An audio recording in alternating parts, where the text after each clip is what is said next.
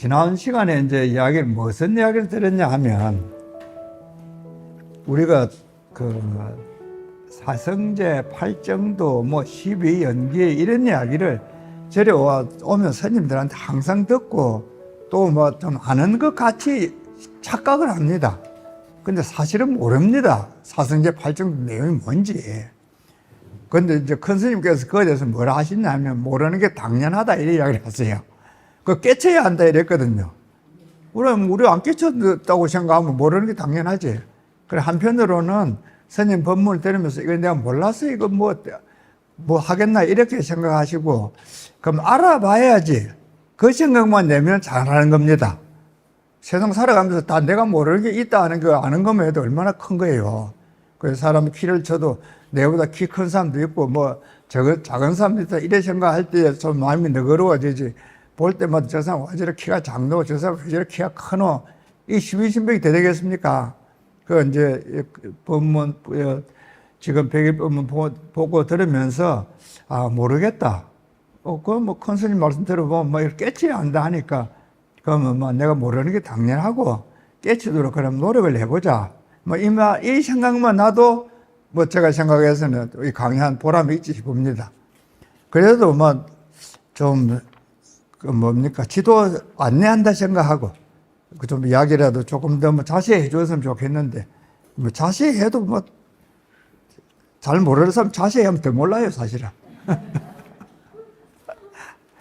이제 그런 중에 오늘은 이제 이어서, 지난 시간 이야기 이어서 이제 그 말씀을 드리겠습니다. 이제 사성제를 우리가 이제 흔히 알듯이 고집멸도 이렇게 다 알고 있지 않습니까? 근데 고집멸도 있는 거를 지난 시간에 제가 이제 보였듯이 집을 이렇게 놓으면 고집멸도 요래 해가지고 하면 보통은 고집멸도 해가지고 그냥 한 줄로 쭉 써요. 이걸 할 때에. 그래가지고 이제 고라는 게 이제 고통이니까 집이 있고 멸이라는 그 고통이 없어지기 위해서는 팔정도를 닦으면은 고통이 없어진다. 이렇게 이제 설명을 많이 합니다. 근데 이제 지금 백일법문에 있는 스님 이야기하신 이 부분은 보면 그렇게 설명이 안 돼 있다는 거예요. 제 이야기는. 그럼 어떻게 되냐? 지금 보듯이 집재하고 멸재가 같다. 집재하고 멸재다. 이렇게 설명이 되어 있다는 거예요. 그게 이제 지난 시간에 이야기를 한 겁니다. 그래 되면 그럼 도제는 어떻게 되냐?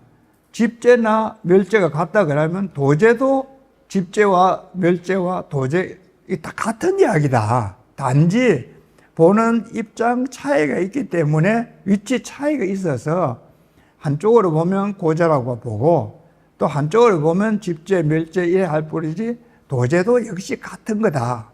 그럼 그 같은 거를 다른 말로 하면 중도라고 한다. 그 이야기예요. 지금 이제 이야기하는 거는.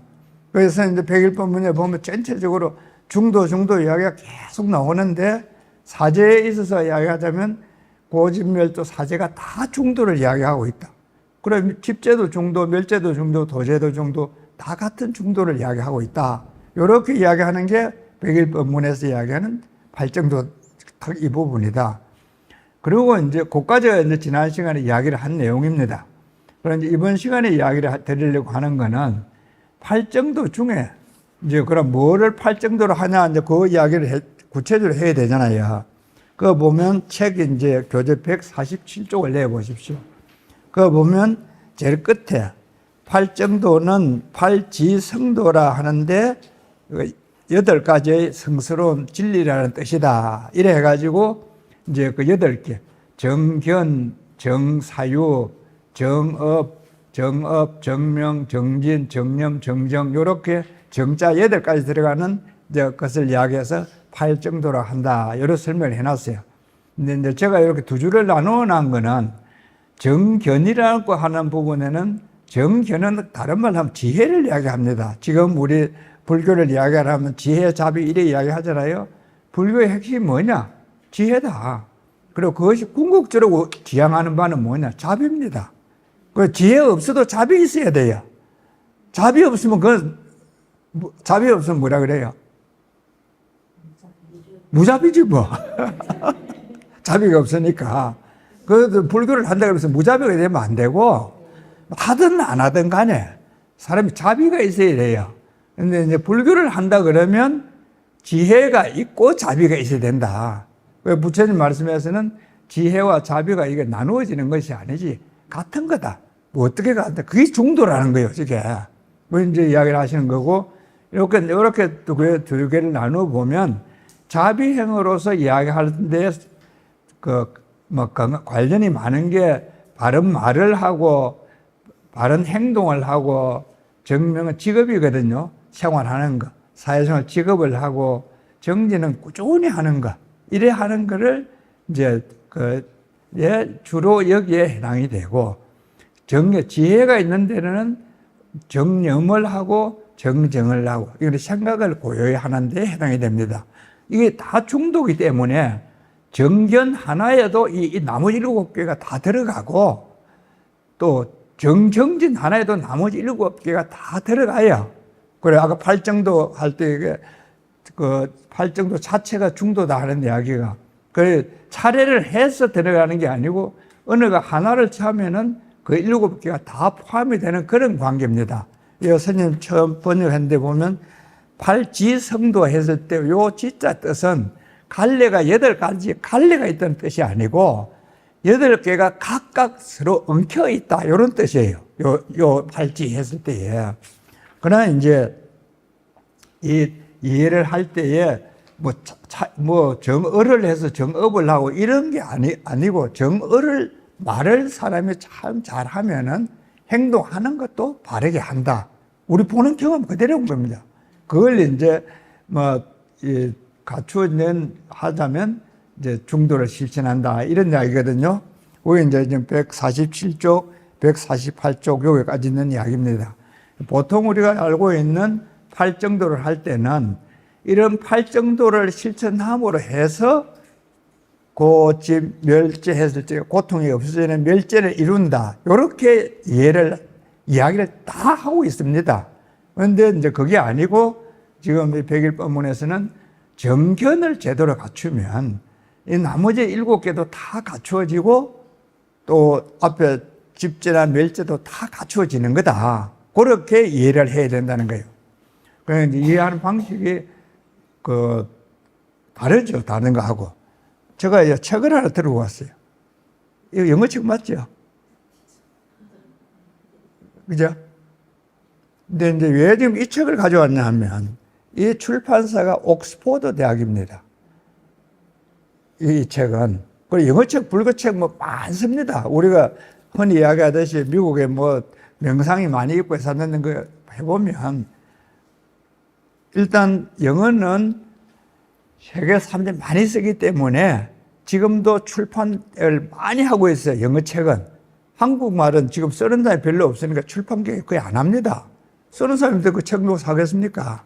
이거는 지금 많이 쓰기 때문에 책을 출판을 많이 하는데 이제 그 중에서 불교 출판도 굉장히 많이 하고 또 좋은 출판도 많습니다. 그런 중에 특히 옥스포드 대학에서 나왔다는 거는 대학 출판부에서 나오는 그만큼 권위가 있고 그리고 우리 흔히 이야기하는 케임브리지 옥스포드면 권위로 치면 최고지요 뭐. 그리고 이제 특히 이 학교는 이 근본 불교, 남방 불교에 대해서 전문입니다. 이 옥스포드 대학에 하는 불교는.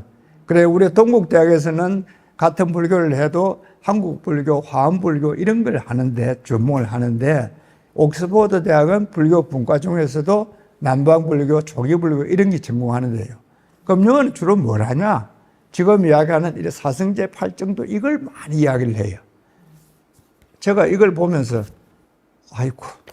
아이고 그랬어요. 여기 보면 어떻게 해놨냐? 팔정도를 수행을 해서 고집 멸제가 없어진다. 그렇게 딱 설명해 놨어요. 옥스포드 대학에서 나온 불교학 개론에 팔정도 수행을 함으로 해서 멸제를 얻을 수 있다. 제 이야기가 큰 스님 이야기하나 차이 나는 거 아시겠어요? 아직도 무슨 말인가 모르시는가 보다. 큰 스님 말씀은 멸제를 얻으면 그게 바로 팔정도다. 다른 게 아니다, 같다, 이런 이야기를 하시는 거예요. 그런데 여기에서는 다르다. 어떻게 다르냐? 팔정도를 하면 멸제를 얻을 수 있다. 전혀 다르죠, 두 가지가. 스님께서 이 이야기를 하신 데가 67년도 이 법문을 했다 하니까 67년도 그 당시에 그럼 한국 불교의 어느 수준이죠. 그때 이미 이런 수준이어서 이야기를 했는데 지금도 그럼 백일 법문을 이야기하지 않는 다른 뭐 한국 책, 뭐 모든 책이라 해도 되겠죠. 옥스포드 그랬으니까. 한국에 있는 거의 대다수의 스님들 또 책에서도 팔정도를 수행함으로 해서 멸제를 얻을 수 있다. 이렇게 설명을 하고 있다는 거예요. 가장 대표적으로 볼 수 있는 책이 이 책이다. 제가 보기에는. 이제 한국 불교의 어떤 위상이나 큰 스님을 보는 데서 안목으로 보았을 때 뭐 이런 점에서는 우리가 참 자부심을 느껴도 좋고 또 스님에 대한 뭐 신뢰를 가져도 좋고 뭐 그래요. 이 부분이. 그 이야기를 드린다고 이제 지금 이 책을 가져왔고 이제 이렇게 차이가 나는 게 그럼 왜 이런 차이가 나냐? 지금 이야기하던 그 팔정도에 대한 설명이 그래 전혀 두 가지가 다르잖아요. 하나는 결과로서 원인 결과를 나눌 수 없다. 그래 멸제나 도제나 같다 해서 중도로서 같다고 그래 어느 거의 원인이다 결과를 나눌 수 없다는 이야기를 하고 있고 이제 이 옥스포드 번역에서도 팔정도가 원인이고 멸제가 결과다. 이렇게 선으로 이야기하고 있으니까 이게 다르잖아요. 어디서 가면 이런 문제가 생기냐. 그에 대해서 스님이 정말 친절하게 설명을 해놨어요. 이 책 221쪽을 한번 펴보십시오.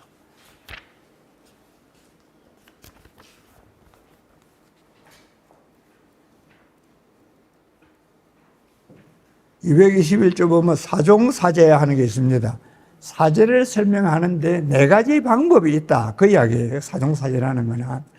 그래서 이제 그 222쪽에 보면 첫째는 생멸사제, 둘째는 무생사제, 셋째는 무량사제, 넷째는 무작사제. 이래 해가지고 사제를 설명하는데 4가지 방법이 있다. 이래 해서 이제 스님이 간략하게 소개를 해놨습니다.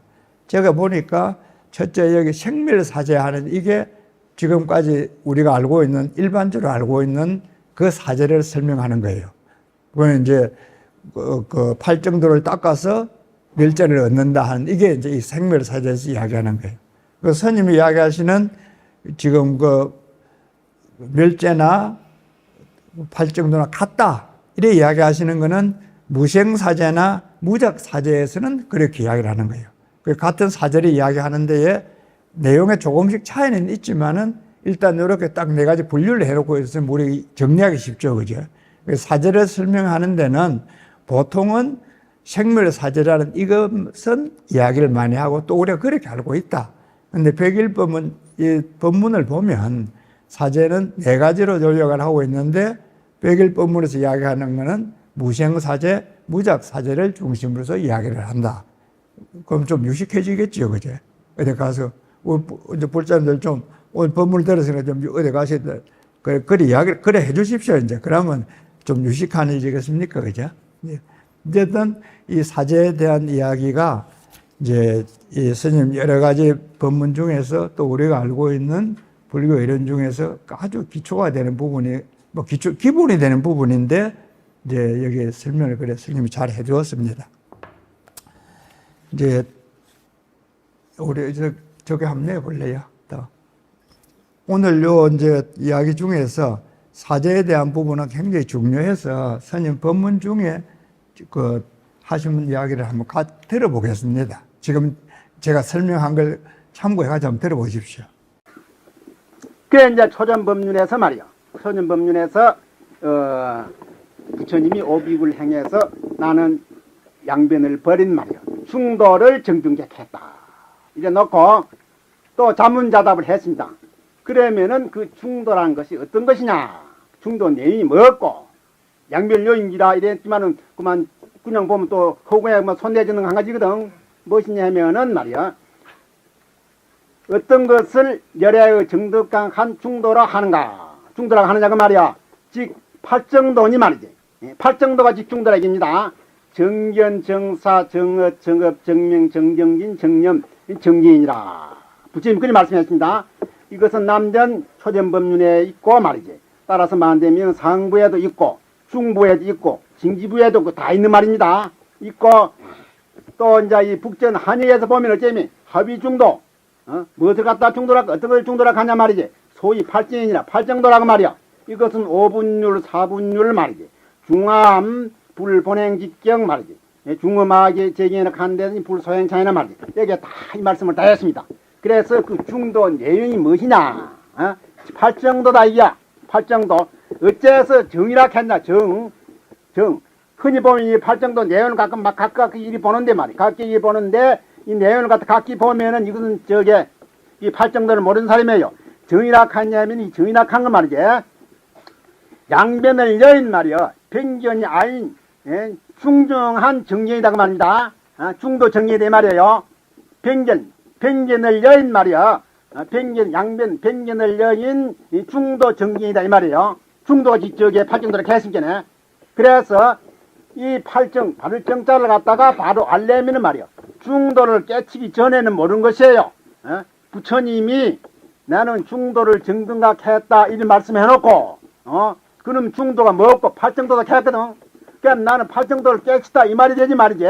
달리는 안 됩니다. 그래서 여기에서 이 중도가 구경노이냐 방법노이냐 목적노이냐 논란이 많이 돼요. 목적노이라는 것은 구경법이냐 이게 구경 목표냐. 그렇지 않으면은 구경 목표로 행하는 방법이냐 이것이라. 그게 대개 보면은 팔정도를 갖다가 구경 목표를 행하는 방법노이지 말이지. 구경 목표인 말이지 목적은 아니다 이렇게 많이 말하는데 이것은 실제 중도 근본 뜻을 모르고 말하는 사람이에요. 부처님이 중도를 정등을 캐했다 이래 나왔지 말이지.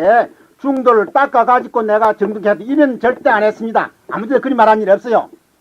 그래 중도를 정등을 했다만 하니 마침 이 구경을 갖다가 말한 기거든. 그러고 이제 그 이상심도 말해 궁자 실제 중도상 불의부동미입을 이렇게 했거든. 궁극적으로 말이지 중도를 갖다가 바로 안 사람이 깨친 사람이 직불이라 이렇게 말했거든. 그게 중도가 직불이 성불이고 성불이 중도다 이 말이야. 그럼 목적론이 안 됐습니다.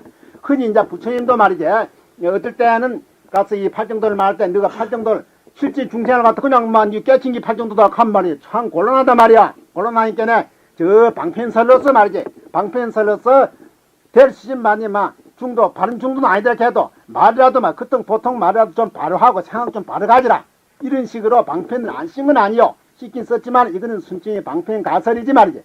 부처님이 중도라 하는 원 근본 뜻은 이 팔정도 중도라 팔정도라는 그 원 근본 뜻은 말이지. 반뜻은 양변을 여인 중도를 등객해야 알지 말이지. 이 완전히 목적노이제 방법노인 아니라는 걸 갖다가 이걸 전제를 하고 우리가 드려야 됩니다. 여기에서 제일 이제 앞에 정견을 낳아놨는데 이 정견을 낳아놓은 것은 말이지. 정견 말이요. 정견을 낳아놓은 것은 말이지. 우리가 정견 바른 견해를 가지면 모든 법을 바로 본다 이 말이에요. 정견은 법을 바로 본다 이 말입니다. 모든 법을 바로 보면 말이요. 정사도 되고 정어도 되고 정업도 되고 정명도 되고 정정유도 정념도 되고 말이죠. 정견이 다 돼요. 그렇기 때문에 이 정견을 바로 넘깁니다. 법을 바로 봐야 돼. 법을 바로 보기 전에는 팔정도 성립 안 돼요. 그래 정견을 넘기다 입니다. 이건 이제 지금 팔정도에 대해서 말씀드려야 돼서 이제 그 보는 차이가 그 두 가지가 다르다 그런 이야기를 하십니다. 이야기가 들어집니까? 그럼 뭐 스님 뭐 말이 빨라서 못 끄겠다는 이야기는 지금 몰라서 못 듣는다는 이야기잖아. 그렇지 않아요, 그죠? 우리 들어보니 다 들리잖아요. 그 스님 법문 뭐 빨라서 못 알아듣겠다 하면 빨라서는 이유고 지금 못 알아듣지. 이렇게 이제 그림 해놓은 거 있잖아요. 오케이 됐다 그럼. 이거 이제 참 어려운 걸 했으니까 좀 재미있는 걸 하나 소개를 하겠습니다.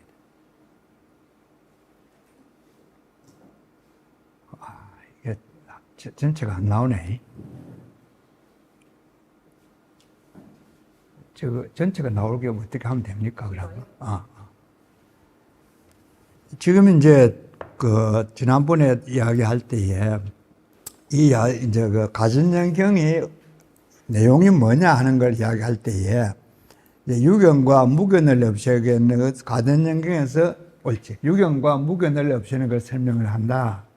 그런 이제 그래 하는데 관련해 가지고 제가 보니까 금강산맥경론에도 그 경 이야기가 있더라. 그러면서 이제 금강산맥경론을 설하고 있는 걸 요약을 해가지고 지난번에 소개를 했잖아요. 표현은 다르지만은 내용은 같은 게 열반경에도 있습니다. 이제 그 열반경에 있는 게 이거 뭐 글이 이렇게 작아져 버렸네. 이거 한번 키워봐 주겠어, 그럼.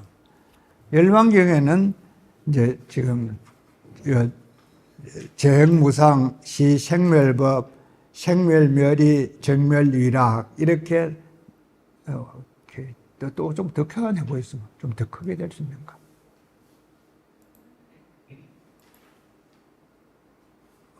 내가 해볼게.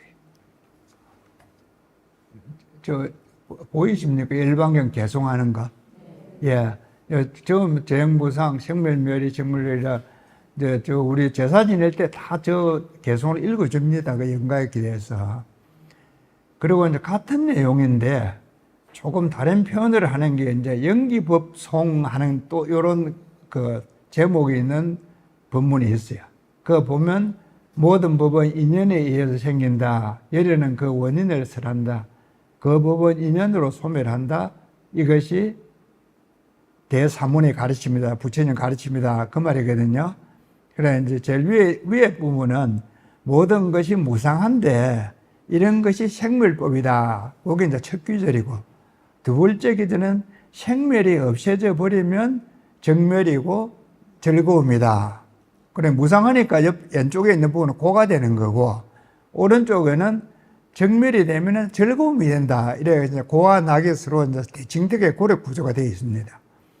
근데 이제 그 밑에 영기법송하는 거는 모든 것은 인연에 의해서 생기는데 그 법은 인연으로 소멸한다. 그러니까 위에 부분은 인연으로 해서 생긴다는 부분을 설명하고 있고 밑에 거는 소멸하는 걸 생각하고 있는데 인연으로 소멸한다는 게 인연이 소멸함으로 해서 법이 없어진다. 이거는 그래 우리가 이해를 해야 돼요. 그럼 두 개가 같은 거예요. 두 개송이 위에 거는 인연으로 해서 생겼다고 또 생멸이 없어지면 정멸이 된다. 그런 이야기고 밑에 부분은 인연으로 해서 생기는데 그 생긴 것도 인연으로 없어진다. 그래. 인연법으로서 생기고 없어진다 한다. 이제 그런 이야기를 하고 있는데 이제 위에 거는 열반경에 있는 개송이고 밑에 거는 영기법송 해가지고 이제 알려져 있는데 혹은 법신계라 하기도 하고 법신사리계라고 하기도 하고 그래 합니다. 그런데 이제 이 아래 부분의 개송은 이제 한문으로 되어 있는 제법, 종령기, 열애설신, 피법, 인연진, 시, 대사문설 이렇게 이제 한문으로 번역이 되어 있어요. 그리고 이제 워낙 유명한 거기 때문에 범으로서는 이제 예담마, 해투, 파부하 뭐 이래가지고 에반바디, 마사마노 이래 이제 해서 이것도 널리 알려져 있습니다. 그리고 이제 이 부분 영기법송이 더 알려져 있는 부분은 우리가 알고 있는 거 사리불 존자, 목건년 존자 이런 분들이 출가하기 전에 이제 길에서 그 아사시 비구라는 스님이 탁발하고 오는 걸 이제 길에 보고 그 스님한테 사리불 존자가 물어요. 스님은 누구를 스승으로서 수행을 합니까? 그러니까 이 스님을 스승으로서 수행을 합니다. 그럼 뭐 그 스승이 어떤 가르침을 이야기했습니까? 그래 지금 요 이야기를 한 거예요. 예담마 해투 파부아바 하면서 모든 것은 인연으로 생기고 모든 것은 인연으로 소멸한다. 이 이야기를 듣고 이 사리불 존자가 저게 진리다. 그래서 이제 이 못 끊는 존자한테 연락을 해가지고 우리가 부처님 찾아가자. 이래 이제 두 분이 이제 찾아가게 되는 그런 개송으로서 뭐 사리불 스님이나 이 스님들 출가할 이야기에 대해서 항상 이 이야기 나옵니다. 그렇게 유명한 이야기고. 또 이제 제가 찾아보니까 충남 보은사, 보은 있잖아요. 충청남도 보은, 그 공주 옆에 그 보은에 있는 오래된 절에 보은사라는 큰 절이 있었는데 그 절에 발굴을 해보니까 그 이제 3층 탑에서 사리가 나왔는데 그 사리함에 요 연기법송에 새겨져 있다는 거예요. 요 사리함에. 우리나라에도 그럼 진작부터 이 한문이 이제 알려져서 이게 그 사람들이 알고 있었고 귀중하게 이 법문을 알았다는 거, 여겼다는 거죠. 뿐만 아니라 경주 금장사라고 하는 절에서 그 기와가 나왔는데 거기에도 보면 이 연기법송이 새겨져 있다는 거예요. 그럼 경주 금장사니까 이건 신라시대 안 되겠습니까? 그러면 충남 보훈사전이 이게 백제시대 되겠죠. 시기적으로 치면. 그럼 우리는 삼국시대에도 이 연기법송하는 이게 널리 알려져 있었고, 이제 지금 전하는 거로 치면 사리함에 생겨져 있었다니까 이게 굉장히 귀중한 법문이라고 사람들이 다 믿었다. 이렇게 보면 안 되겠어요. 그죠? 하여튼 이런 그 진리를 가지고 있는 그런 개송인데, 이제 이게 경전에서 찾아보면 열반경에 이 개송인데 표현만 다를 뿐이지 내용은 같다. 그리고 이제 이 내용은 뭐냐 하면 백일법문에서 이야기하는 이 가전연경 내용 이걸 이야기를 하고 있다는 거예요. 지금 제가 소개하는 거는. 그래서 스님께서는 지금 이야기하는 이런 이야기는 적이 없어요. 백일법문에는. 근데 이제 이 백일법문의 가전연경 내용을 이해를 하고 보면 지금 이야기 드렸듯이 열반경 개송에서도 있고 또 연기법송이라는 이런 개송도 있고 또 뭐 다른 데도 비슷한 건 여러 군데 있어요. 이제 있으니까 우리가 이해하는 데에서는 이 가전연경이라는 게 굉장히 중요한 경이고 또 백일법문에서 지금 한국 불교에서는 이렇게 소개한 게 처음입니다. 우리 한국 불교에서는. 그래서 스님께서 보시는 그런 어떤 견치라 그럴까 이제 그렇다고 이렇게 우리 믿으면 되는 거죠. 근데 이제 이런 정도로서 기록이 있는데 열반경의 요 개송에 대해서 설산 요 이제 이야기를 하면 히말라야 산에서 수행을 하는 사람이 있는데 경에서는 그냥 설산에 있다 해서 설산 동자라 그래놨어요.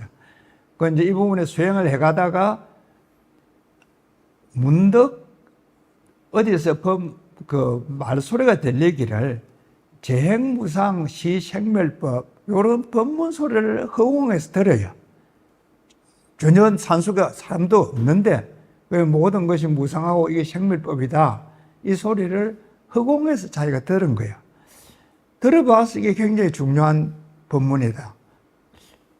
둘러보니까 그 나찰, 그래 일종의 무서운 얼굴을 한 어떤 귀신 같은 그런 생명체인데 아주 무서운 모습을 한 생명체가 그 나무 위에 앉아 있어요.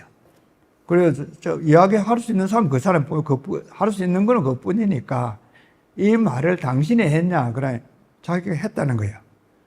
그래서 이 동자가 이 설산노 이 수행자가 그 뒤에 다른 또 법문이 있느냐? 있다. 그럼 그거 좀 내가 들을 수 있겠냐? 들려는 줄 수 있는데 지금 내가 배가 고파서 말을 못하겠다. 그럼 어떻게 하면 되냐? 나는 사람을 먹어야 내가 힘이 난다. 네 목숨 내주면 내가 이제 뒤에 말을 해주겠다는 거지. 그 이제 이 설산 동자가 그래요. 이왕 죽을 사람이 목숨인데 그 법문이라도 듣고 죽어야 안 되겠냐? 그럼 내 법문 들려주고 그 듣고 나서 그럼 내가 죽을게. 니한테 몸을 줄게. 이래 이제 그 이야기를 해야 이제. 서로 이제 약속이 되는 거지 우리 뭡니까?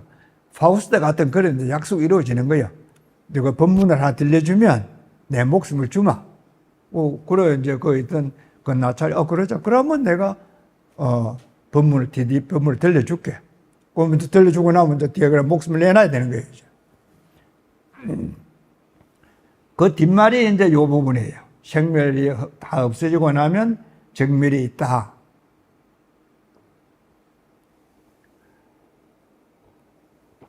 그러나 이제 지금 소개된 거로 치면 이게 이제 다른 데서도 그 표현만 다르지만 내용은 다 있는 거지만은 열반경에서는 이렇게 이제 4개 굴어서 딱 이제 요약이 돼 있어요.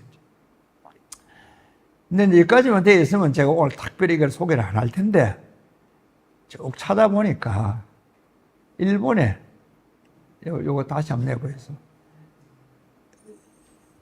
일본에 이제, 그, 정창원이라는 데에, 정창원이 아니지, 법융사, 일본 법융사. 오케이, 됐다. 뭡니까? 그 셀폰 한번 보이세요, 이제. 일본 법융사에 가면 박물관에 있는데 그게 이렇게 생긴 그래 상자가 있어요. 지금 요 사진에서 보이는 상자.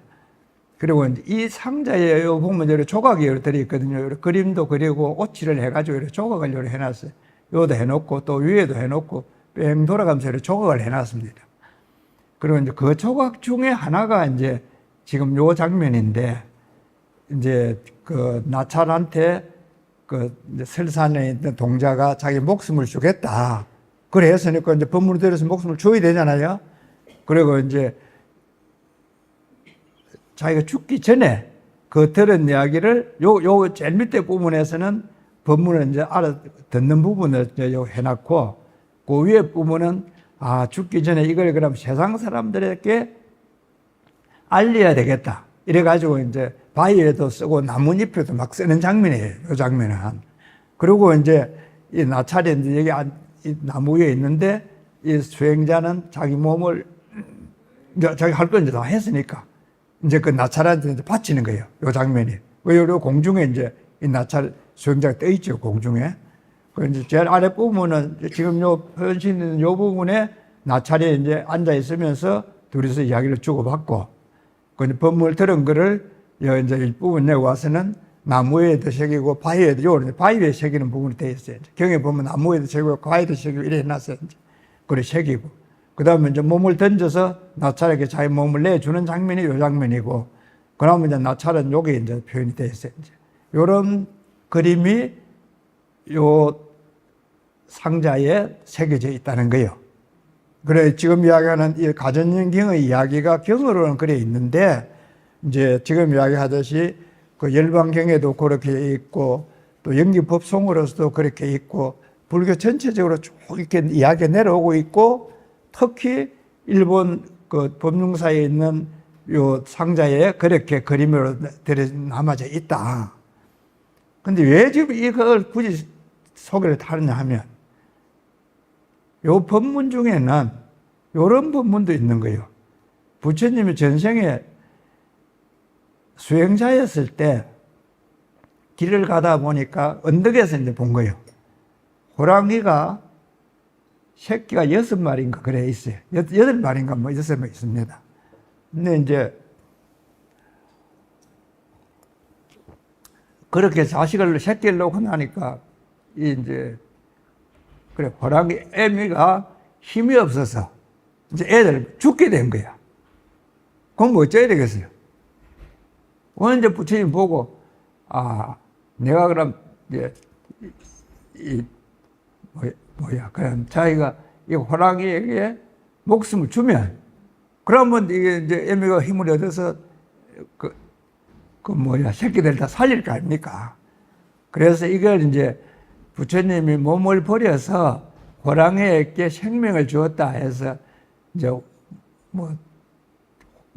호사동가 해서 이거 굉장히 유명한 그런 일화입니다. 요 이야기가. 이건 웰르반경에는 없어요, 이제. 어쨌든 부처님의 전생 이야기를 하는데 요런 이야기들이 이제 쭉 전해 내려왔는데 보살로서는 뭐 이렇게 큰 보살이 참 부처님 말고 누가 있겠습니까? 요런 이제 그림이 아까 이야기하는 그 이제 상자에 또 그려져 있는데 지금 한국에서는 뭐라 하냐면 이 상자가 백제에서 만들어가서 그 같다. 이렇게 이야기를 해요. 요게 핵심이에요. 일본 법융사에 가서 이 상자 본 사람 혹 있습니까? 없죠. 오늘 이 이야기 처음 아니고 들은 사람이 있습니까? 처음이죠. 돈 많이 내야 되겠네. 아니, 저는 이걸 가서 봤거든. 이 상자도 보고 또 이 이야기도 듣고. 이 이야기를 이미 알았기 때문에 가서 이걸 유심히 봤어요. 알고 이제 가서 거니까. 어쨌든, 여기서 이제 부처님이, 그래, 이때는 그래, 보살이지. 밑에 이제 호랑이가 새끼들 때문에 이제 다 죽게 됐는데, 이래 이제 뛰어내리는 장면을 좀 해놨어요, 이제. 또 요게 이제 이 중심으로 해가지고, 요 왼쪽으로는 아까 이제 보듯이 그 나찰한 때 이제 그 연기 법성을 듣고 이제 몸을 주는 장면이고, 요쪽으로는 그럼 이제 반대편도 안 되겠습니까? 그죠? 여기는 이제 호랑이한테 몸을 이제 버리는 그런 장면이 새겨져 있어요. 요 상자 자체에. 그리고 이제 요런 상자를 감이라 그래요. 이제 원래는 그럼 이거 뭐 어떻게 쓰겠느냐? 요 안에 문을 열면은 관세음보살님이 들어 있습니다. 요래 생긴 거를 불감이라 그래요. 부처님을 모시는 거라 해서. 불감이라 하는데, 이 불감이 일본에 지금 보관은 하고 있지만은 한국산에 볼 때는 이거는 백제에서 만들어간 불감이다. 지금은 이래 이야기를 합니다. 그러면 법률사에서 그렇다, 그래 하겠습니까? 어림도 없죠, 그제? 그런데 이제, 어쨌든 뭐 이런 이제 자료가 있는데, 뭡니까? 나중에 그 셀폰에 찾아보이소. 존 코벨, JOHN CARTER, 카르터 코벨, COVELL, JOHN COVELL, 존 코벨. 이런 이름을 가진 미국 사람이 2차 대전 전후해가지고 이제 불교 미술 한다고 일본에 왔어요. 그 불교 미술 한다고 왔으니까 뭐 여러 가지를 볼 거 아닙니까? 그 중에 이제 이래 법륜사에 있는 오래된 걸 보니까 이제 이걸 이제 본 거지, 불교 미술 하면서. 자기가 봐서도 이건 일본에서 일반적으로 볼 수 있는 그런 게 아니에요. 그리고 이제 다 그 조사를 해보니까 이건 한국에서 간 게 틀림없다. 미국 사람이 와서 이거 한국에서 간 게 틀림없다. 그래. 일본에서 뭐 기고 아니고 시비는 하겠지만은 일단 이제 한국에서도 다 지금은 뭐 인터넷 어디 뭐 보면 이거 거리 갔다고 뭐 다 이야기를 합니다. 이제 어쨌든 지금 이야기를 드리고 싶은 거는 이 열반경에 있는 이 연기법송이라는 게 이제 우리나라, 일본, 중국, 어디 전부 이 불교 있는 데는 다 많이 이야기가 됐는데 이 연기법송 근거를 뭐 어디다가 두고 있느냐? 일반적으로는 열반경에 두고 있습니다. 지금 이야기할 때에. 근데 지금 백일법문을 보면 열반경이 아니고 가전연경이다. 연기법송의 근거가. 지금 제가 이야기를 드리고 싶은 건 이 부분이라요. 그럼 이 가전연경은 뭐 어떻게 그럼 우리 이때 몰랐냐? 어떻게 몰라기는 뭐 내용을 모르고 있었으니까 이게 영향이 되는 모르는 거지. 그럼 뭐 세월이 그래 많이 흘렀는데 지금에서 보면 그러면 참 뭐 진작부터 이 가전연경의 중요한 경이고 또 이제 우리 이 불교 문화사든지 여러 부분에서 이 연기법송에 대한 그런 기록들을 다 살펴볼 수 있다. 이제 이래 정리를 하면 되겠습니다. 근데 이제 그 코벨이라는 사람이 이거 한국에서 갔다는 걸 증명하는 방법 중에 하나가 이 호랑이를 본 거예요. 일본에는 호랑이가 없대요. 호랑이도 없는 나라에 호랑이가 생길 리가 있습니까? 기본적으로 그게 첫째예요. 일본으로 호랑이가 없다. 한국에는 호랑이 많아요. 그런데 지금 호랑이 없어. 왜 없었겠어요? 그렇지. 일본 놈들이 와서 다 잡아갔잖아. 일본이 잡아갔다, 이거. 이제 1910년도 합병되고 나서 일본 사람들이 와서 한국에 호랑이 가죽 가져가면 출시의 상징이 되니까 호랑이 잡으면 돈 줬다 하잖아요. 그래, 이제 잡기는 한국 사람이 다 잡은 거야. 그렇지. 포스들이 잡아, 이제 일본 사람 돈 내고, 돈 주고 잡아갔으니까. 일본에는 호랑이가 없다, 기본적으로. 근데 이 호랑이는, 그러면 일본에는 없는 호랑이가 그럼 어디서 이 그림이 왔냐? 그럼 한국에서 왔다. 그럼 이 호랑이가 그럼 한국에만 있냐? 그건 아닐 거 아닙니까? 그래서 이제 여러 가지 자료를 해보니까 한국산 호랑이가 맞다. 이분 결론이에요. 참 뭐 동물원에는 호랑이가 이렇게 참 중요한 자료를 이야기를 해야죠. 근데 이제 이 사람, 이 코벨이라는 책을 지금 이 이야기 하는 걸 제가 찾아가지고 봤거든요. 그거 보면 이제 이런 이야기도 있고, 다른 이야기가 있는, 또 이제 좀 유심히 들을 이야기가 있는데, 일본의 대덕사라는 절에 가보니까 자기 생활한 거예요. 고려 불화를 1년에 한 번인가, 한 일주일 중에 하루 이제 내가지고 이렇게 바람을 씌우는 거예요. 그냥 놔두면 그 습기도 끼고 이랬으니까 1년에 한 번 날씨 좋은 날려서 바람을 씌우는 거예요. 그 이제 대덕사라는 절에 아주 좋은 고려 불화가 있어요. 그래서 그걸 보려고 그러면 자기가 그날 딱 맞추어 가야 그거 한번 볼 수 있는 거예요. 그리고 그건 정해진 날이 아니니까, 그때 쯤이니까. 한국을 와보니까 어떠노? 봄에 왔던 절에 저 좋은 그림이다. 가을에 와보면 그림이 없다는 거야.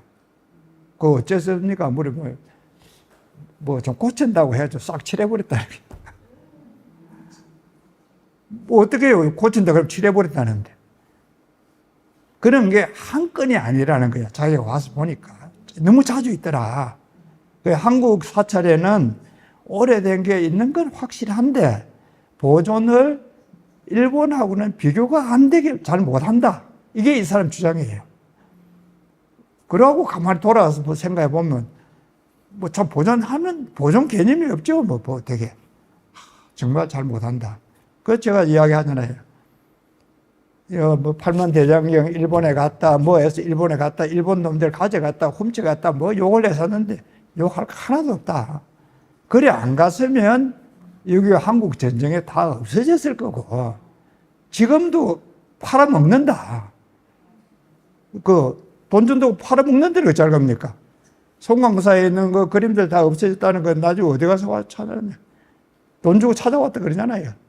그러니까 이런 문화재, 우리 전통에 대해서 뭐 정말 귀한 걸 알아야 보관을 하지.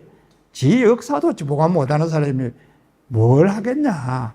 일단 이 코벨이라는 사람이 이야기한 그 책에는 보면 이 이야기를 굉장히 강조를 해놨습니다. 그럼 우리가 어떻게 해야 되냐. 참 이런 데 대해서 인식을 새로 해야죠. 우리 뭐 정심사회도 그렇지 않습니까? 제가 이거 모아가지고 80년도 초에 우리가 여기 부처님 초파일 그 모욕하는 반을 이제 새로 만들었어요. 80년대 초에. 저희들 뭐 그때 뭐 저래 아무것도 없을 때니까.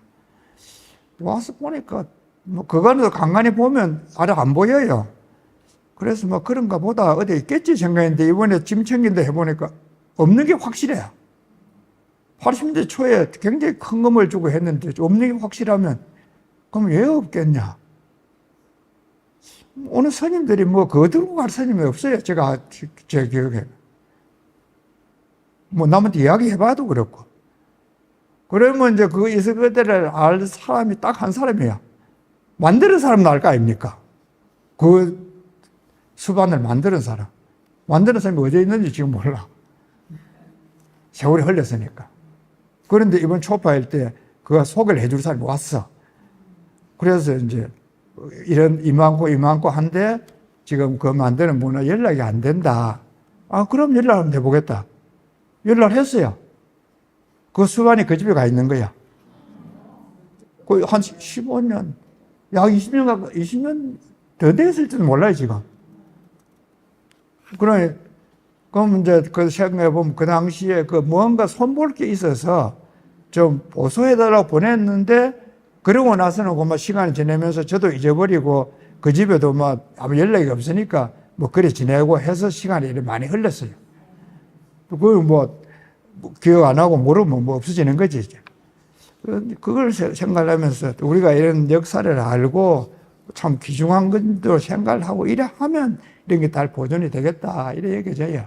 근데 이제 이런 게 지금 이야기하는 참 일본에 있는 이 문화재만이 아니라 우리 일상생활에서도 뭐 흔히 일어나는 일이니까 이런 걸 계기로 해서 좀 더 그런 점에 경각심을 한번 가져보자. 그런 이야기를 드리는 겁니다.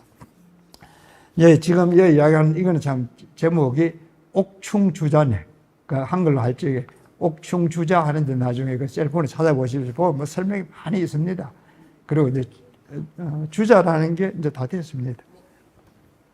우리말로 치면 우리 불감을 이야기해요. 아까 이야기했듯이 옥충주자라는 게 불감을 이야기한다. 이제 요 뒤에 좀 크게 해주면 좋겠네.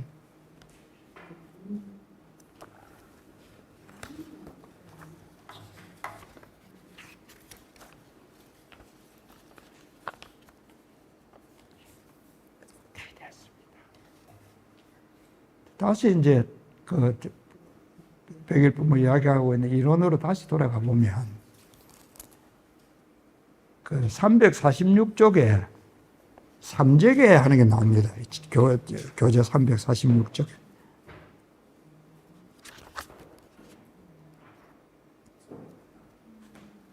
재료에 보면 이제 모든 인연으로 생긴 법을 나는 무라하고 또 가명이라 하고 중도의 이치라 한다. 이렇게 되어 있습니다. 삼재계라는 게.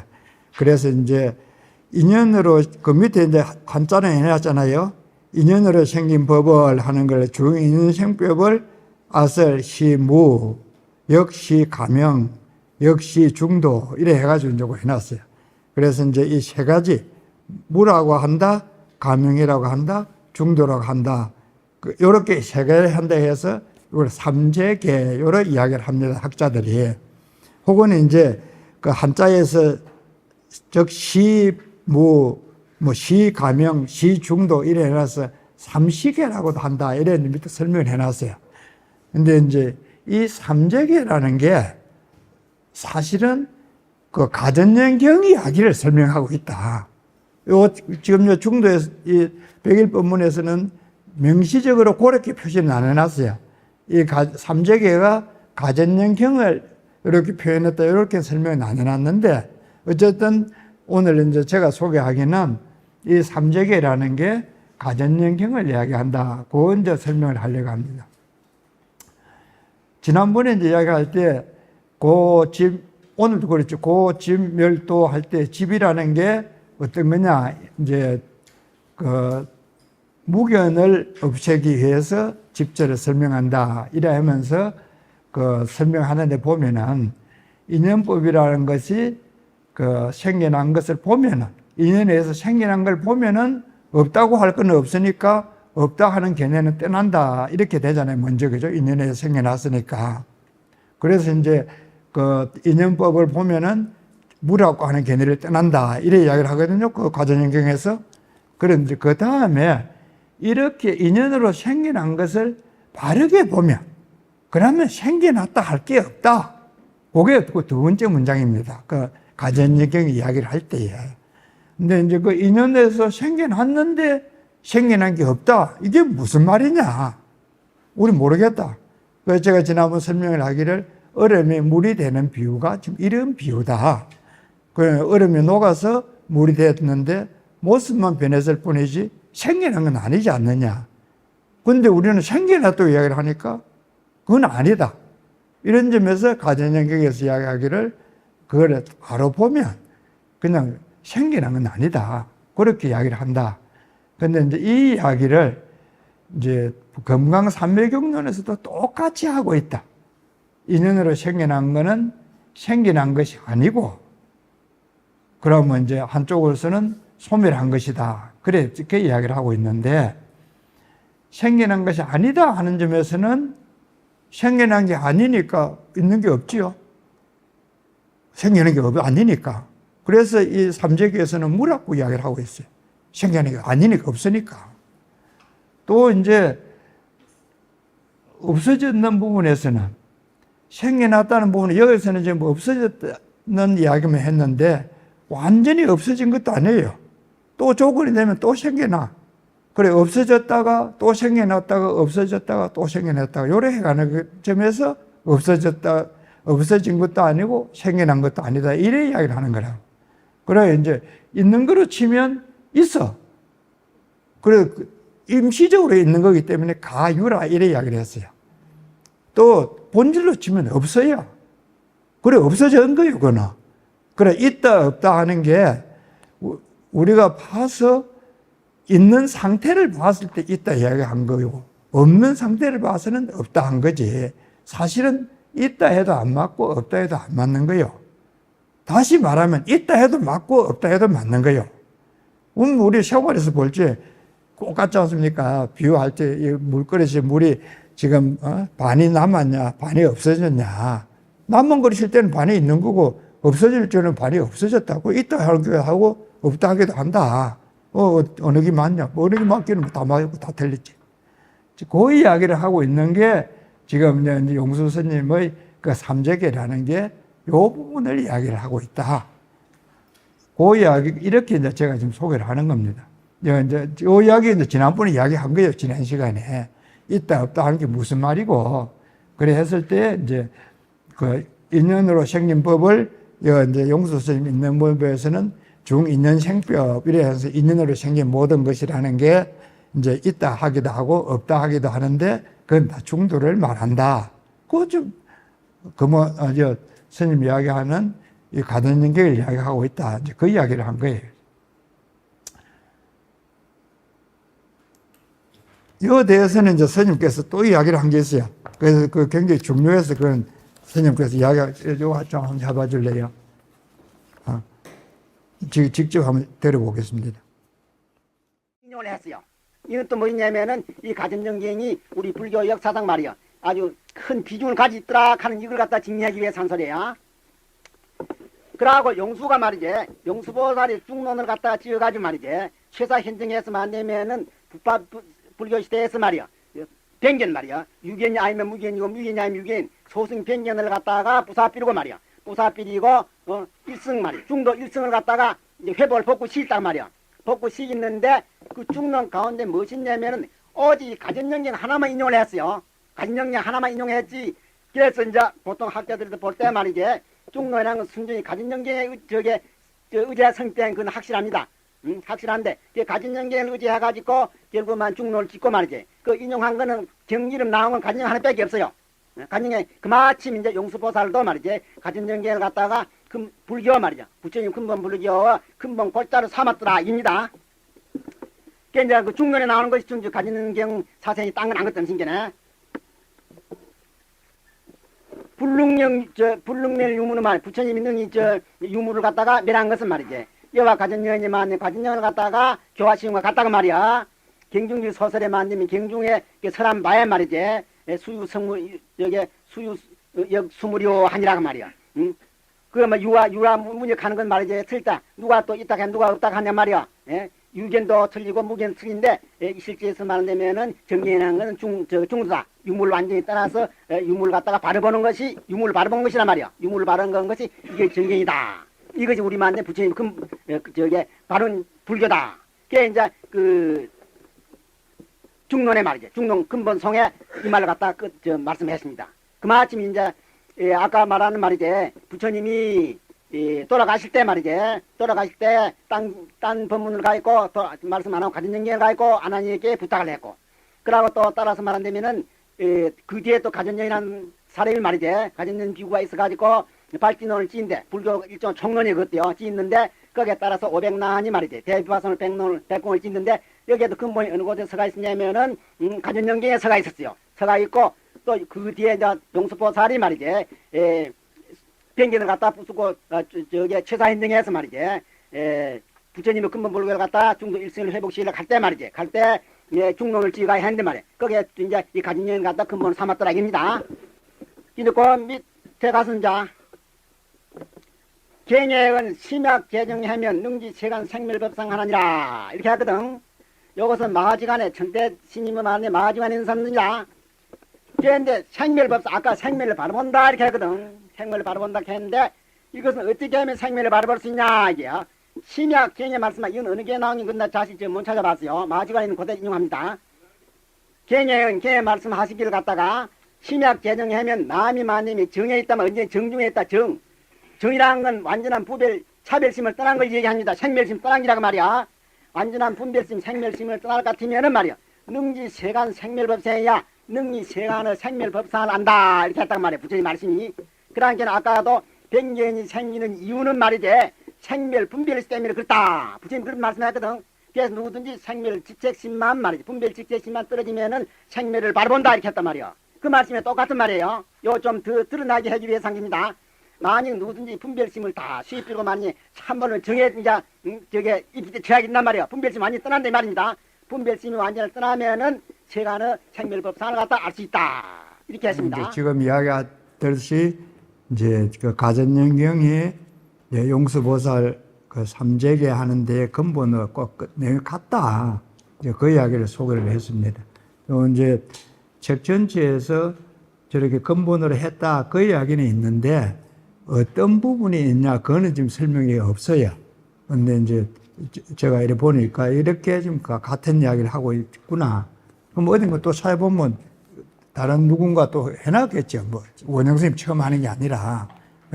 어쨌든 우리가 이제 지금 생각해야 하는 거는 이 백일법문에서 그 컨셉 이야기하신 이런 부분들이 뭐 지금 우리로서는 뭐 아는 것도 있고 모르는 것도 있지만은 부처님의 이야기를 정확하게 이야기를 좀 전하고 있다. 이건 확실히 우리가 이야기를 할 수, 믿을 수 있는, 믿음을 가질 수 있는 부분 아니겠습니까? 그러고 이제 그 다음 부분에는 38쪽 내에 보십시오. 교재. 됐습니다. 그 다음에 없어. 그 보면 이제 그 법성계를 이야기하고 있거든요. 우리가 이제 예불 할 때 하는 그 법성계입니다. 저 이제.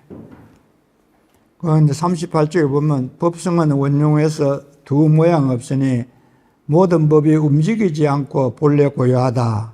이거는 깨친 지혜로서 알 것이고 당이런 경계로서는 알 수가 없다. 그렇게 이제 되어 있는 법성계 부분을 인용해 가지고 이제 법성계에 대한 설명을 하고 있는데, 제가 보기에는 이 법성계도 시기적으로 치면 이건 600년, 650년 이때 되니까 의상스님이 화엄경을 공부를 하고 지은 글입니다. 이거는. 그래, 이제 쉽게 생각하면 화엄경을 요약한 글이다. 이렇게 생각하면 되거든요. 법성계는. 근데 여기 이제 지금 의상스님이 설명해놓은 요 부분은 가전연경 저기서 설명하는 거와 똑같은 이야기를 하고 있다. 그래서 제가 이제 그 하나 대비를 해놨어요. 법성은 원래에서 두 모양이 없다. 법성에 두 모양이 없다 하는 거는 부동하는 게 움직이는 게 동이고 안 움직이는 게 부동이에요. 그게 그 두 모양이라는 게 이것은 그렇다는 거예요. 아까는 유와 무와 해서 두 모양이 있잖아요. 여기에서는 움직이느냐 안 움직이느냐 해서 동부동이라는 거예요. 법성에는 동이나 부동이 없다.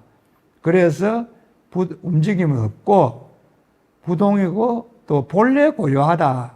그거를 정멸이다. 이래 할 수 있는, 이렇게 표현을 했어요. 그 요약을 해보면은. 그 법성계에서는 법성이라는 것은 부동이 없은 걸 법성이고, 그건 움직임도 없고 정멸한 것이다. 이렇게 이야기를 하고 있는 게 법성의 내용이다. 근데 그 이야기는 아까 이제 이야기 드렸듯이 사성제 이야기할 때 멸제예요. 멸제 생멸법 해서 생멸을 없애면은 그것이 멸이 아니고 새로 생겨나는 것이다. 이렇게 소개를 했어요. 지난 시간에.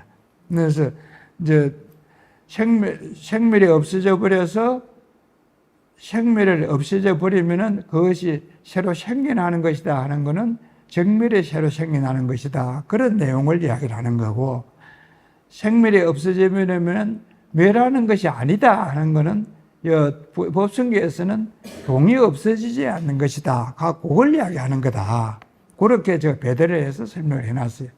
이게 이제 움직인다, 안 움직인다, 이런 것으로 그 두 가지 모양이라 할 때에 움직임이 없는 것을 부동이라 하고 움직임이 있는 걸 동이라 그럽니다.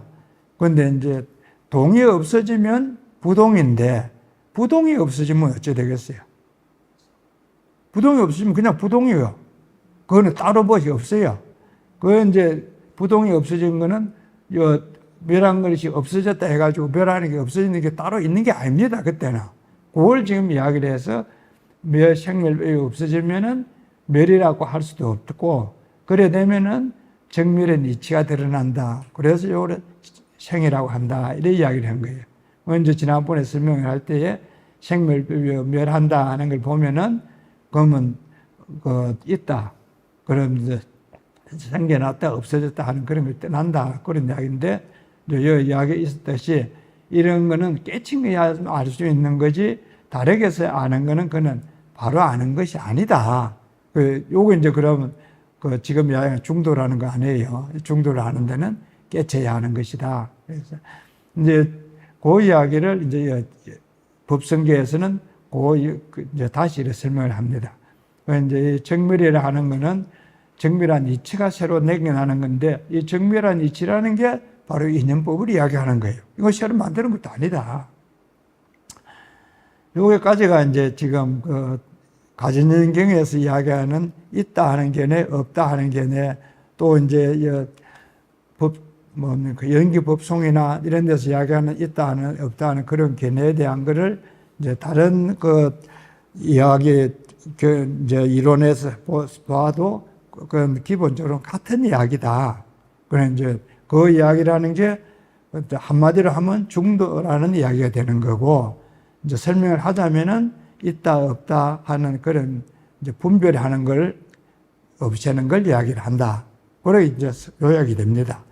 그런데 처음에 이제 소개할 때 가전연경에 무견을 없앨 때에 또 유견을 없앨 때 두 개를 구분해서 이야기를 했잖아요, 제가.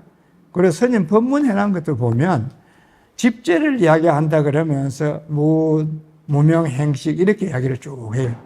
그리고 그 무견을 없앨 때는 그렇게 설명을 해서 우리가 이해를 하는 거예요. 그럼 유견을 없앤다 하면서는 또 그러면 멸재를 이야기해가지고 무명이 없어지고 행이 없어지고 쭉 멸재를 이야기를 해요. 그러면 이게 유견, 무견이 지금 저는 분명히 두 개 다르게 이야기를 하고 있잖아요. 무견을 없앨 때는 삼재계를 예를 들어서 이야기를 했고, 유견을 없애는 데는 법성계를 이야기를 들어서 이야기를 하고 있어. 그럼 두 개 다 같냐? 우선 좀 다른 것 같잖아요. 그래 다르게 두 개를 이야기했겠지. 다르다고 봐요. 다릅니다, 이거는. 그래, 우리가 지금 생활하면서 주변에 많이 듣는 참선해서 도를 통하고 이런 이야기를 많이 하는 거는 법성계에서 이야기하듯이 유견이 없어지는 이런 데에서 분별심을 없애는 게 핵심이에요. 참선할 때에. 끊임없이 분별하지 마라 이래 이야기를 하잖아요. 그런데 이제 분별심을 일으키는 그 분별심이 유견이야. 있다고 생각하는 그게 유견인 거예요. 그리고 이제 무견이라고 했을 때는 그런 견해가 없다고 처음부터 생각을 하는 거예요. 그래서 지난번에 제가 비유를 안 합니까? 내가 집을 살아가면서 살 집 1번을 딱 가지고 있는 거야. 가지고 있으니까 유견이에요, 이제. 여기 가서 보니까 지가 생각, 보면 자기 생각 딱 맞지 뭐. 바르지 않다. 이 생각을 없애야 바른 집을 산다. 무견은 갈 때부터 나는 그런 생각 없다 그러는데 영번을 가져가는 거예요. 아무리 찾아봐도 영번 없지 뭐. 그러면 이제 자세히 살펴보면 영번이 있다. 아무것도 없는 건 아니다. 그게 이제 지금 여기 이야기하는 무견을 없앤다 하는 거예요. 자세히 살펴보는 방법이 용수 스님이 이야기하는 삼재계를 설명하는 부분이고, 이제 분별심을 일으키는 걸 없애는 게 이제 유견을 없애야 하는 법성계에서 이야기하는 그런 방법이다. 그래서 설명하는 방법에도 두 가지가 다르고 수행해 가는 방법에도 두 가지가 다르다. 요게 이제 제가 이야기하는 결론입니다. 이 부분에서는. 그럼 스님 혼자서 결론 내려도 되냐? 저도 그럼 검증을 해봐야 돼요. 요거 검증이 이제 이 다음 이야기가 있는 게요. 이 큰 스님 법문집에 보면 이제 보장론이라는 책을 인용하고 있는데, 그거 보면 이제 있다는 것을 알면 있다는 것이 없어지고, 없다는 것을 알면 없다는 것이 없어진다. 그래가지고 유견을 없애면은 유견이 없어지고, 무견을 알면은 무견이 없어지고, 이제 그렇게 두 개를 나누어서 설명을 하고 있어요. 그래, 이건 유와 무가 서로 나누어서 이루어진다는 그런 이야기죠. 또 이제 화엄경을 인용하고 있는데, 그거에 보면 법이 생기는 거 있고 또 법이 멸하는 거 있고 같이 이제 인연법을 이야기하지만은 법이 인연하기 때문에 생기고 인연하기 때문에 멸한다. 아까 이제 그 연기 법성할 때도 그게 있잖아요. 이제 그런 이야기를 이제 하고 있습니다. 어쨌든 지금까지 이야기에서는 큰 스님 이제 백일법문 중에 가전연경을 중심으로 해가 볼 때에 우리가 그 12연기법을 이야기하면서 멸제에 대한 설명은 많이 하는데 멸제가 어떻게 이루어진가는 설명을 하지만은 멸제를 통해서 무견을 없앤다 하는 이 부분에 대한 설명이 충분하지 않습니다. 이런 점에서는 지금 이야기 드리듯이 이제 삼재계를 원화하든지 또 금강삼매경을 원용을 하든지 이래 가지고 보면은 이런 아무것도 없다고 하지만은 사실은 생멸하는 걸 유심히 정말 마음을 다해서 관찰해 보면은 생멸하는 속에 생멸하는 이치가 있다. 지금 중요한 건 이 부분이에요. 생멸하는 건 현상이고 생멸하는 이치를 봐야 된다. 이게 연기라는 거예요. 그러면 이제 이 생멸하는 걸 그러면 유심히 본다는 거는 그러면 깊이 생각을 하고 보는 거죠. 그래야면 그 생멸하는 이치를 볼 수 있다. 또 유견이라고 해서 분별을 해서 있다 없다고 자꾸 집착을 하는데 그 집착하는 이치를 그거 집착하는 걸 유심히 보면 깊이 관찰해 보면은 그렇게 집착하는 것 있지 않다. 그걸 그럼 아무것도 없냐? 그렇지 않다. 그것도 연기법의 이치가 있다. 그 도달하는 결론은 같아요. 연기법의 이치가 있다. 그러나 도달하기 위해서 하는 방법에는 무견에 의해서 관찰하는 거하고 유견에서 관찰하는 건 다르다. 그게 이제 두 개 지금 이야기하고 있는 결론, 오늘까지의 이야기 결론 부분입니다. 오늘 그 외에 뭐 또 여러 가지 이야기들이 많이 뭐 이야기해 볼 수 있겠습니다만은 뭐 요 두 가지를 꼭 염두에 두고 보면 많은 부분들이 이해가 안 되겠나 그래 그게져요. 그래 다음 시간에 그렇게 이해를 하시고 집에서 이제 백일법문 또 이제 수시로 읽어보십시오. 우리 앞부분에는 아는 것 같아도 뒷부분에는 모르고 앞뒤 가보면 뭐 아는지 모르는지도 몰라요. 이제 그래 되면 그 모르는 거잖아요, 그지? 어쨌든 이렇게 스님 법문하기 이건 굉장히 좋은 법문을 했고 좋은 책이다. 지금 뭐 내가 알고 모르고 하는 거는 내가 관심을 가지느냐에 따라 이제 차이가 생기는 거니까 이 법문 듣는 걸 계기로 해서 이제 많이 이 스님 법문집을 자주 보시고 또 많이 생각을 하시기 바랍니다. 그리고 이제 다음 시간이 이제 마지막 시간인데 이제 그 뭐 오늘까지 이야기했으니까 다음 시간은 그래도 뭐 참선하는 거든지 뭐든지 하는 걸 또 이야기를 해봐야 되고 해봐야 안 되겠습니까? 그죠? 그래서 이제 다음 시간에 이야기할 거는 그 목차 그 보면 175쪽 지난번에 제가 그 착각을 했는데 목차 175쪽 그 중국 선종의 중도관 하는 게 있습니다. 거기에 이제 그 스님 사는 삶 물은 물 하는 그런 이야기도 해둔 거니까 그 부분하고 그 위에 이제 167쪽 생멸법상 이제 그 좀 읽어가지고 오시고 그리고 이제 그 242쪽 그 표현을 해가십시오. 242쪽 온 무아하는 게 있습니다. 거기도 읽어보시고 또 246쪽 무리와 지관하는 거 있습니다. 그 읽어보시고 뭐 일단 그런 정도는 읽어보시고 오면 다음 시간에는 이제 유견 무견 해서 이야기했었는 데 대해서 그 뭐 어떻게 그 수행을 하는가 지금 하고 있는 데 대해서 이제 설명을 쭉 이론적인 건 이런 바탕에다가 설명을 했으니까 이런 바탕에서 지금 하고 있는 걸 백일법문에서 하고 있는 걸 한번 요약해서 다시 한번 살펴보십시다. 오늘 이야기는 제 이야기는 이 정도 마치겠습니다.